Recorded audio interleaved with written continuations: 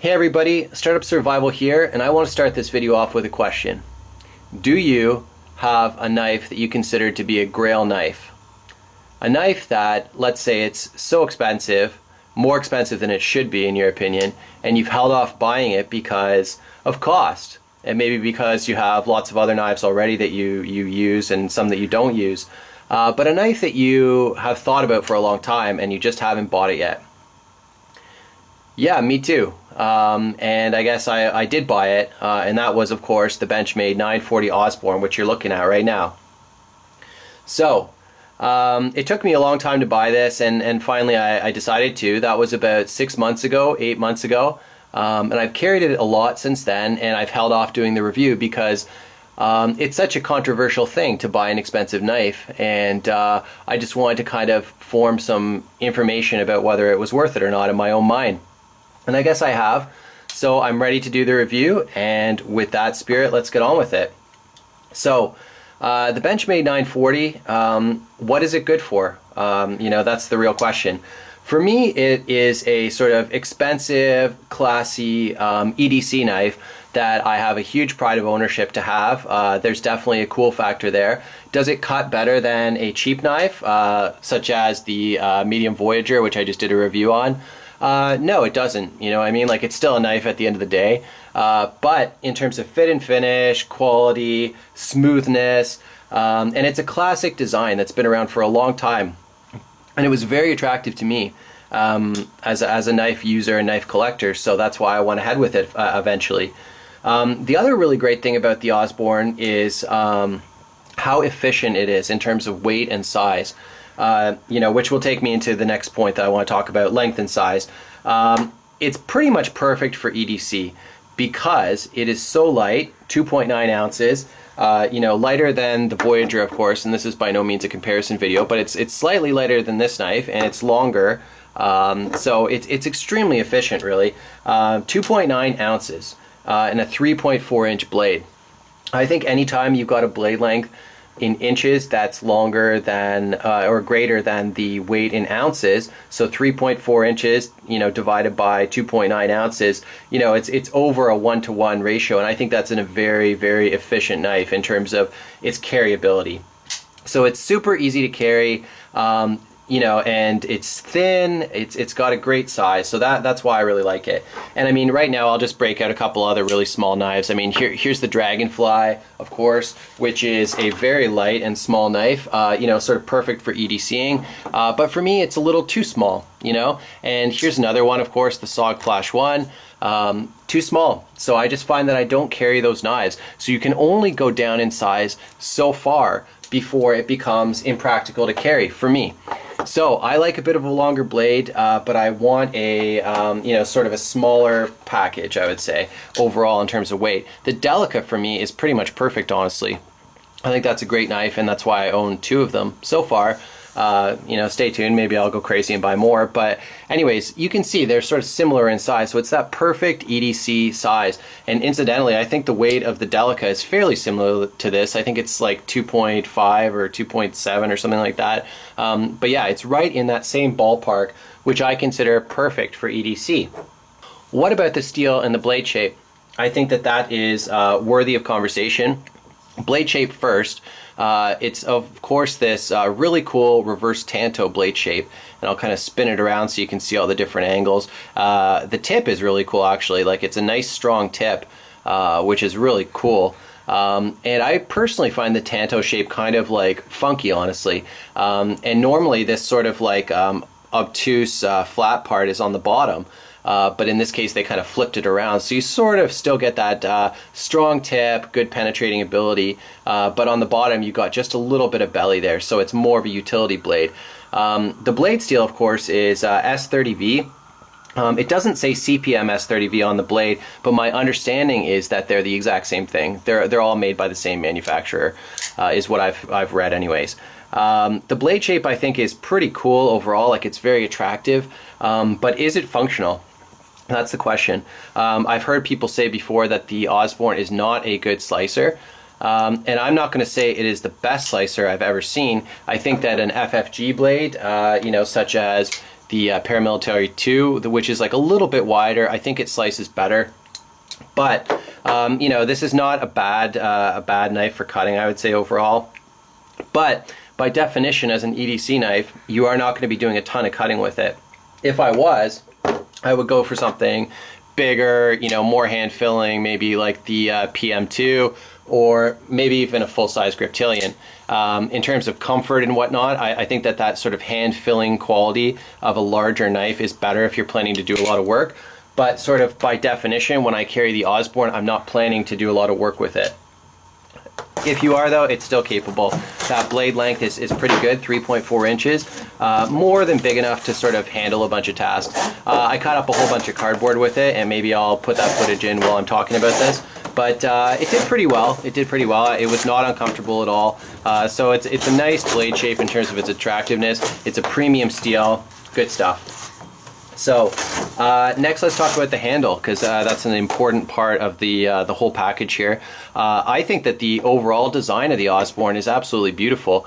I like the colors. My favorite color is green. You got that cool purple titanium backspacer in there. And yeah, it's just it's a nice handle all around, I would say. When I got it, it was a little bit chalky feeling, a little like, I don't want to call it like sticky, but it was like kind of weird feeling, honestly. And that is kind of smoothed out with time. The aluminum holds up pretty well. It hasn't been chipped anywhere. There's like a little bit of wear on there. The clip has seen a bit of wear, and actually before I forget, let's talk about the clip just a little bit. I really like this clip, actually. I like it much better than the split arrow clip that Benchmade does. I understand if you want that clip, you can send them an email or whatever and they'll send it out to you. But I think this is just a nice classic black clip. It's not too tight. It retains well in the pocket. You can swap it from left to right. Tip up only, which is fine because the axis lock retains into the handle, so I don't think you're gonna have any like retention issues carrying tip up. But yeah, I find that the handle is excellent because it is slim and easy to carry. That's one of the best parts about the Osborne. They have some other additions, I think, that come in different handle materials. And that's part of like the black class or the gold class of Benchmade, I guess. I think there's a carbon fiber one that came out this year, but it's like $300 or something like that. I think aluminum is absolutely fine. I really like it. What about the lock? Let's talk about that for a minute, because that's a huge part of why I like this knife. I mean, if I was to boil it down to like a couple reasons why I think this knife is worth it. Good blade steel, really nice blade shape, long blade, lightweight, nice and slim, but also it's incredibly smooth. That axis lock is wonderful. And I'm gonna just bring in another knife right now and sort of distract you a little bit. So this is the full-size Griptilian that I did a review on earlier this year, I think, maybe late last year. And I called it the Rich Man's Endura, because it's very comparable to an Endura in a lot of ways, but it's more expensive. This is, you know, a $100 knife at least. And one of the reasons I really liked it is because of that smoothness of the axis lock. To me, it's worth it. I'm never going to collect a ton of Benchmades. Like, that's never ever going to happen just due to the cost. You can't even get in the game for less than $100, right? But I love that axis lock. For me, it just comes out like an automatic knife. You have to use barely any thumb tension and it just flies open. So this is an incredibly fast and smooth knife, and it's so easy to open and close. I love it, you know, because you have other locks such as the Triad lock by Cold Steel, and I find that using it kind of beats my hands up, honestly. Like, it's just a bit of fatigue involved, I would say, overall, to open and close. So I don't know, I mean, it's a good lock as well. It serves sort of a different purpose, but I think the axis lock is a perfect everyman's lock, you know. I just wish that it cost a little bit less. In terms of lock strength, I don't know where I would put it in the overall, you know, in the overall spectrum, I guess, of lock strength, but obviously it's not a triad lock. I kind of compare it in some ways to a compression lock. I find this is another lock that's very intuitive in some ways and easy to use, very smooth, fast. So I think that these are kind of on par in terms of, you know, their strength and, you know, ease of use and all that good stuff. The one thing I would say about the axis lock that I'm aware of is, and sorry I can't zoom here because I got my camera just like set up with a manual zoom, but inside there's the Omega springs, which are these like really thin springs, like one on each side, and I've heard of those breaking before. So you have to be aware with that sort of smooth mechanism that inside there is a fragile or two fragile moving parts. I've never had any issue with that. My access locks have been fine. I've opened and closed them thousands of times and never had any issues at all. So let's boil it down to, you know, sort of conclusions now. I think that's pretty much all I have to say about all the different details about the knife. But is it worth it? You know, this is an expensive knife. It's the most expensive knife I want to say that I've ever bought. And I don't regret it at all. That money has gone and I've forgotten about it a long time ago. And ever since then I've had a knife that, you know, makes me really happy and I think is really cool. You know, $200 is basically what you're looking at for this knife. And is it worth it? I don't know. That depends what $200 means to you. But for me, if I have something that I've been thinking about a purchase for a very long time and I've handled it, you know, and I've watched all the videos, done all the research, and that idea is not going away, you know, you can think about it forever, or you can just bite the bullet and pay for it, which I did, and I don't regret it. But I mean, let's look at a couple options here, because I think people sort of compare the Osborne with a few other things, and number one option I would show you is the Paramilitary 2. Let's get the box out of there. Paramilitary 2 is a great knife. I think it's a perfect knife in some ways, and I like it equally well as the Osborne, if not better. I think it is a better knife overall in terms of cost and that sort of thing. You know, the blade steel is the exact same, but I mean, this costs like, you know, 2/3 of the price or something like that. And I think it's a better knife. It's bigger, it's more capable. I like the blade shape better on the Paramilitary 2. But anyways, it's not a versus video. Maybe that will come later. We'll see. Another knife I think is really cool and sort of comparable in certain ways is the Sage 2. Obviously this is a titanium frame lock, so it's in sort of its own little world. The price is fairly similar, I would say, between these two knives, and for me they serve the exact same purpose.